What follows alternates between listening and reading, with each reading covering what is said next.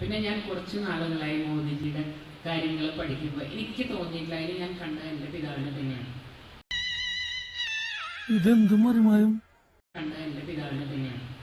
കാരണം എന്ത് ചെയ്യാനുള്ള ധൈര്യം, ജനങ്ങൾക്ക് ഉപകാരമാണോ, പിന്നെ വേറെ നോട്ടൊന്നുമില്ല. അങ്ങനെ ഒരു മനുഷ്യനെ തീർച്ചയായിട്ടും നമുക്ക് എല്ലാ പെൺമക്കൾക്കും അച്ഛന്മാരോടൊരു അറ്റാച്ച്മെന്റ് ഉണ്ടാവും. അപ്പോൾ നമ്മുടെ അച്ഛൻ്റെ ഒരു ഇത് ആരിൽ കാണണോ അവരോട് നമുക്കൊരു സ്നേഹം തോന്നും.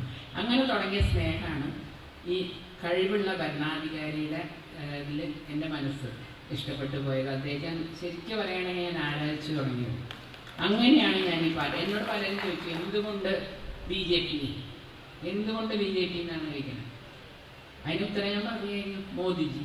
വേറെ ഒരു വാക്കുമില്ല. അത് അദ്ദേഹത്തിന്റെ പ്രവർത്തനങ്ങളിൽ ആകർഷ്ടയായിട്ട് തന്നെയാണ് ഞാൻ.